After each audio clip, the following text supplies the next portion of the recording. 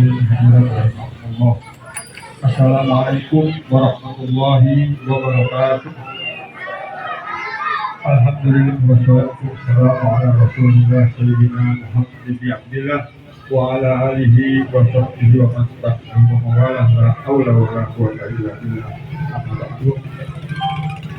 Yang saya hormati RMK Unit RW 06 Bapak Mulyono, yang saya hormati para ketua RT 01 sampai 012, yang saya hormati para kader Dasawisma, kader Jumat. Karena kalau sekarang sudah bulan September, Oktober, November, kurang lebih kita 5 bulan lagi. Ya, 5 bulan lagi. Kalau kita pikirkan mungkin lama. Tapi kalau kita anggap sepele, itu kita akan dikejar oleh waktu. Oleh sebab itu, alangkah baiknya kalau pada malam hari nanti kita simak ya arahan dari Ketua PPS Kelurahan Tanah Tinggi apa dan bagaimana teknis ataupun barangkali ada calon KPPS. Nah itu juga perlu kita persiapkan karena kita harus target kurang lebih kalau 7 dikali 7 49. Terima kasih. Bismillahirrahmanirrahim. Assalamualaikum warahmatullahi wabarakatuh. Alhamdulillah kita panjatkan puji serta syukur kehadirat Allah Subhanahu wa taala yang telah memberikan kita berbagai nikmat yaitu nikmat iman dan selawat dan salam kita berikan junjungan kita Nabi Muhammad sallallahu alaihi wasallam. Yang saya hormati Bapak RW Bapak Zahdi dan agama.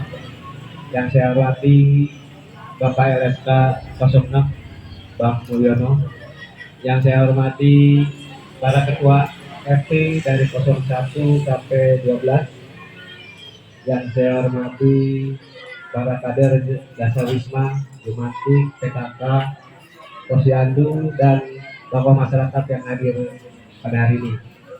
Dan yang saya banggakan teman-teman saya yaitu ada Bang Solihin dari PPS Kelurahan Tinggi, ada dari Panwascam Kecamatan Gabaru, Bang Urip, dan ada PKD dari Panwas Kelurahan atau Desa, Ibu Melani.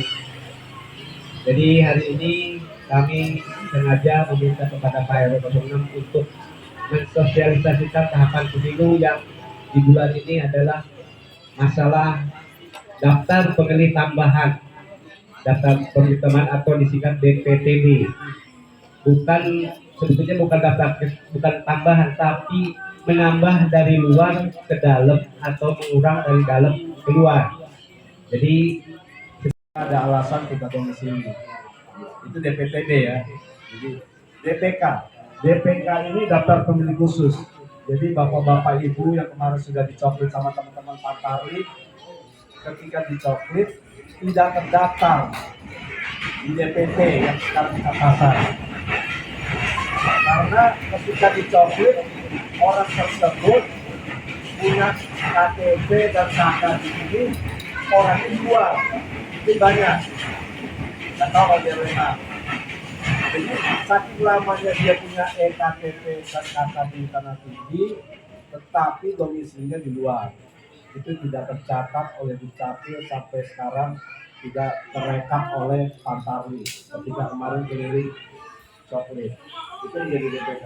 Punya hak pilih nggak? Dia bertanya punya, karena dia punya EKTP dan KK di Tanah Tinggi.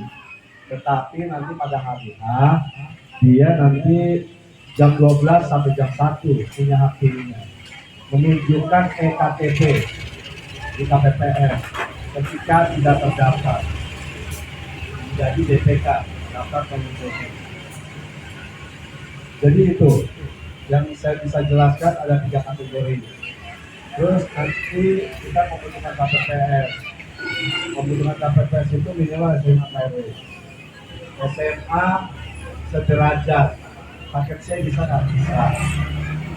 Umur dari 17 mempunyai EKTP sampai 55 tahun. Kalau seandainya 56 ya kita masukin KPP. Kalau dia mau masuk KPS ya beda-beda tahun nggak apa-apa lah kalau lebih tahun. Tetapi kalau lebih dari itu jangan. bisa pindah ke Panwascam nanti, karena di Panwascam dari umur 21 tidak tidak ada batasan, nanti biar Panwas yang menjelaskan. Jadi itu aja, nanti pembentukan KPPS minimal SMA umur dari 17 tahun sampai 55 tahun.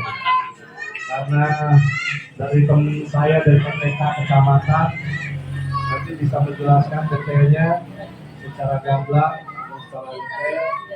Jadi saya tutup dulu dari TPS Menara Tinggi. Wassalamualaikum warahmatullahi wabarakatuh. Untuk KPPS itu umur 17 sampai 55, SMA sederajat, sama kesehatan.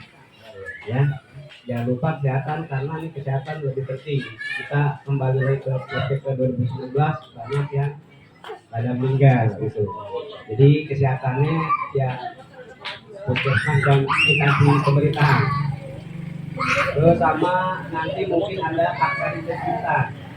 Jadi kalau KPPS yang terdaftar sebagai struktural partai itu kelihatan. Kalau mengadakan sosialisasi ke wilayah-wilayah RW, kebetulan kemarin itu ada tempat sosialisasi itu menganggap bahwa kita punya materi ini harus ada, maksudnya itu harus ada dasar hukumnya. Jadi sebelum saya menyampaikan Pak di sini, saya akan menyampaikan dasar hukum untuk pelaksanaan pemilu tahun 2024. Karena kalau kita nggak punya dasar hukum, dianggapnya kita sebagai hanya mendongeng. Jadi kita ngobrol saat ini tapi nggak punya dasar hukum. Nah, yang pertama itu Ada alasan kita domisili. Itu DPTB ya. Jadi DPK. DPK ini daftar pemilih khusus. Jadi bapak-bapak ibu yang kemarin sudah dicoklit sama teman-teman Pantarli, ketika dicoklit tidak terdaftar di DPT yang sekarang kita pasar. Karena ketika dicoklit orang tersebut punya KTP dan KK di sini, orang itu jual, itu banyak. Nggak tahu kalau dia renang. Jadi saking lamanya dia punya EKTP dan KK di Tanah Tinggi, tetapi domisilinya di luar.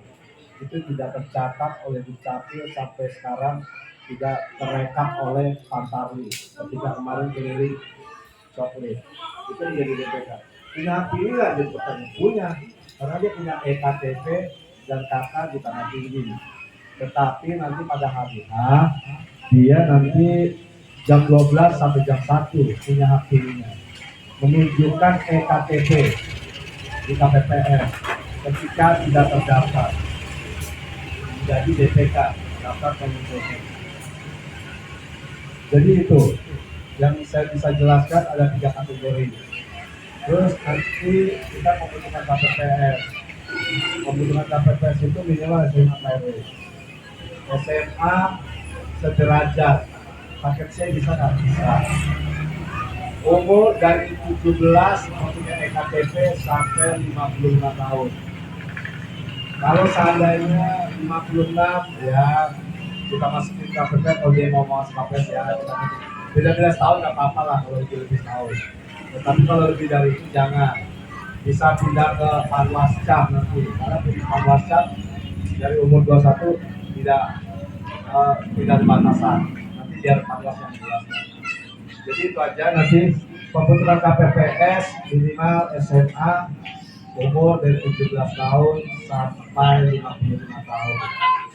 Karena dari teman saya dari PTK kecamatan nanti bisa menjelaskan detailnya secara gamblang dan secara detail. Jadi saya tutup dulu dari TPS Menara Tinggi. Wassalamualaikum warahmatullahi wabarakatuh. Untuk KPPS itu umur 17 sampai 55, SMA sederajat, sama kesehatan. Ya, jangan lupa kesehatan karena ini kesehatan lebih penting. Kita kembali lagi ke PPK 2019, banyak yang pada meninggal gitu. Jadi kesehatannya ya puskesmas dan instansi pemerintahan. Terus sama nanti mungkin ada akreditasi. Jadi kalau KPPS yang terdaftar sebagai struktural partai itu kelihatan. Bakal mengadakan sosialisasi ke wilayah-wilayah RW. Kebetulan kemarin itu ada tempat sosialisasi itu menganggap bahwa kita punya materi ini harus ada. Maksudnya itu harus ada dasar hukumnya. Jadi sebelum saya menyampaikan Pak di sini, saya akan menyampaikan dasar hukum untuk pelaksanaan pemilu tahun 2024. Karena kalau kita nggak punya dasar hukum, dianggapnya kita sebagai hanya mendongeng. Jadi kita ngobrol saat ini tapi nggak punya dasar hukum. Nah, yang pertama itu dasar hukum untuk pemilu 2024 ini Pak adalah Undang-Undang Dasar 1945 khususnya pasal 20 itu berarti dia harus ngurus surat pindah milih di RW 1 atau di luar kelurahan juga sama. Kemudian yang paling banyak itu Pak, yang biasanya itu orang yang bertugas di hari H pencoblosan. Ini yang paling banyak biasanya akan pindah memilih. Kenapa? Karena mungkin diantaranya itu kayak petugas partai, mungkin jadi saksi di tempat lain. Jadi harus dia mengurus surat pindah memilih di tempat tugasnya. Makanya dia harus memilih di tempat tugasnya. Dia harus minta surat keterangan dari partainya. Kemudian termasuk juga yang menjadi pemantau pemilu. Jadi kalau bapak-bapak dan ibu-ibu ada yang jadi pemantau pemilu, nah mungkin tugasnya bukan di wilayah Tanah Tinggi, bisa jadi di luar Kecamatan Johar Baru. Jadi dia harus minta surat pindah memilih. Makanya saya bilang ini yang paling banyak orang yang bekerja pas di hari H. Tapi biasanya sih kalau hari H itu Pak, kalau itu bukan hari libur berarti hari diliburkan. Jadi kalau kayak pegawai negeri apa karyawan swasta itu diliburkan semua kalau memang bukan hari libur pemilunya, hari yang diliburkan bukan hari libur. Kemudian ada lagi yang saya ingin sampaikan mengenai selanjutnya itu adalah masa kampanye juga sudah dekat Pak. Jadi kita harus siap-siap untuk menghadapi kampanye.